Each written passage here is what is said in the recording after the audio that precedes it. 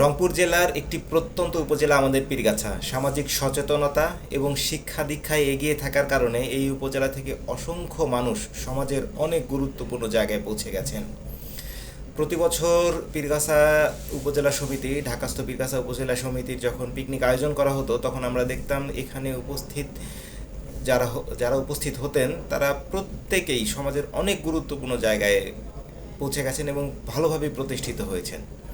একটা সময় পীরগাছার পরিবেশ অনেকটা দূরবর্তী, রংপুর থেকে অনেক দূরে হলেও বা আমাদের যোগাযোগ ব্যবস্থা খুব ভালো না হলেও এই উপজেলার মানুষ কিন্তু নিজেরা সচেতন হওয়ার কারণে নিজেদের চেষ্টায় কিন্তু নিজেদেরকে প্রতিষ্ঠিত করতে সক্ষম হয়েছিল।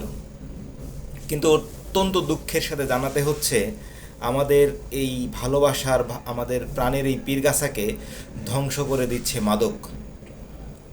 পীরগাছার প্রতিষ্ঠিত রাজনীতিবিদ, ব্যবসায়ীরা জড়িয়ে পড়ছেন মাদক ব্যবসায় এবং যার বলি হচ্ছে আমাদের ভবিষ্যৎ প্রজন্ম। গত দুদিন আগে আমাদের পাড়ার ছোট ভাই নাহিদের মৃত্যুর কথা আপনারা সবাই জানেন। নাহিদ আমার জানা মতে একটা মেধাবী এবং একটা ভদ্র ছেলে ছিল একটা সময়, যখন আমরা এলাকায় ছিলাম নাহিদকে দেখেছিলাম। কিন্তু একটা পর্যায়ে তাকে নেশা আসক্ত করে ফেলে এবং সে অনেকটা সময় হিতাহিত জ্ঞানশূন্য হয়ে যায় এবং শুধু নাহিদ, এবং শেষ পর্যন্ত তাকে কিন্তু এই নেশার কারণেই প্রাণ দিতে হলো। শুধু নাহিদ নয়, এরকম অসংখ্য পরিবারে অসংখ্য যুবক, অসংখ্য কিশোর নেশায় জড়িয়ে আছে। আমি গত ঈদের সময় এই ঈদুল ফিতরের ছুটিতে যখন বাড়িতে ছিলাম, তখন দেখেছি যে এখানের যে সন্দেহজনক অবস্থানে যারা ছিল, এখানে মোটামুটি ক্লাস 6, 7, 8, 9-এর যে ছেলেপেলেরা, যাদেরকে এই বয়সে গোপাল ভাঁড়ের গল্প উপন্যাস পড়ার বয়স, টিভিতে কার্টুন সিনেমা দেখার, কার্টুন ছবি দেখার বয়স, তারা কিন্তু স্কুলের মাঠে বা পাড়ায় যে সব জায়গায় সন্দেহজনক অবস্থান নিয়ে বসেছিল, যা দেখে আমার মনে হচ্ছিল তারা মাদক সেবনে ব্যস্ত আছে। এই পরিবেশটা নষ্ট করলো কারা? এখানে কিন্তু আমরা খোঁজ নিয়ে জেনেছি যে বিগত সময়গুলিতে যে এলাকার যে নেতৃস্থানীয় ব্যক্তি যারা থাকেন, তারাই কিন্তু এই মাদক ব্যবসার সাথে জড়িয়ে পড়েন এবং তার বলি হয় আমাদের সন্তানরা, আমাদের ছোট ভাইরা।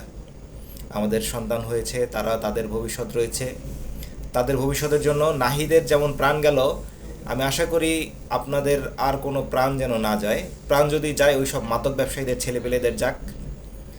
আর যদি আপনারা এইসব মাদক ব্যবসায়ীদের চেনেন, তাহলে চিহ্নিত করেন। আমরা এইসব মাদক ব্যবসায়ীকে পীরগাছার 4 রাস্তার পরে কান ধরিয়ে দাঁড় করিয়ে এদেরকে ঝুলিয়ে পেটাতে চাই। এইসব মাদক ব্যবসায়ীদেরকে চিহ্নিত করেন, তাদের পরিচয় প্রকাশ করেন। এদেরকে আপনাদের সহযোগিতায় আমরা এইসব মাদক ব্যবসায়ীদের সামনে এনে তাদেরকে পিটিয়ে এলাকা ছাড়া করলে, তাহলে আমাদের এই মাদক ব্যবসার থেকে, এই মাদক থেকে আমাদের ভবিষ্যৎ প্রজন্ম রক্ষা পাবে। সবার প্রতি আহ্বান, এই সমস্ত পরিচিত মুখ, তারা যত বড়ই হোক না কেন, যত বড়ই রাজনীতিবিদ হোক না কেন, এলাকার স্বার্থে, আমাদের ভবিষ্যৎ প্রজন্মের স্বার্থে এই সমস্ত সমাজের বিষাক্ত কীটগুলিকে ধ্বংস করার জন্যে আসেন আমরা একতাবদ্ধ হই। আমরা দেখেছিলাম বিগত সরকারের পতনের পর, যখন নতুন সরকার, এই সরকার ক্ষমতায় আসলো, তখন এই সরকারের কিছু সাপোর্টারদেরকে দেখলাম, তারা মাদক ব্যবসায়ীদেরকে নির্মূলের জন্য বা মাদক নির্মূলের জন্য বেশ উদ্যোগ নিল। কিন্তু হঠাৎ করে তারা ঝিমিয়ে পড়লো। আমার কাছে কেমন যেন মনে হয়েছে ব্যবসার নিয়ন্ত্রণটা বিগত সরকারের সমর্থকদের কাছ থেকে নতুন সরকারের সমর্থকরা নিয়ে নিয়েছে। তো ভাই সাহেব, এইসব ধান্দাবাজি বন্ধ করেন। দুনিয়াতে ব্যবসা করার জন্য অনেক কিছু আছে, এইভাবে আমাদের যুব সমাজ নষ্ট করেন না। আপনাদের আমি যাদেরকে জানি, যারা এই সমস্ত ব্যবসার সাথে জড়িয়ে ছিলেন বিগত সময় বা এখন যারা জড়িয়ে আছেন, আমার মনে হয় না তাদেরকে ওই মাদক ব্যবসা করেই খায়। তাদের ভালো ভালো আয়ের পথ রয়েছে, তো ওই সমস্ত করে খান। আর যদি মাদক ব্যবসা করেন, ছেড়ে দেন। নাহলে দেখা যাবে যে যদি আমাদের সামনে প্রকাশিত হয় আপনাদের নাম পরিচয়, যে আপনারাই এভাবে আমাদের যুব সমাজ ধ্বংস করছেন, তাহলে আপনাদেরকে কিন্তু ছাড় দেওয়া হবে না।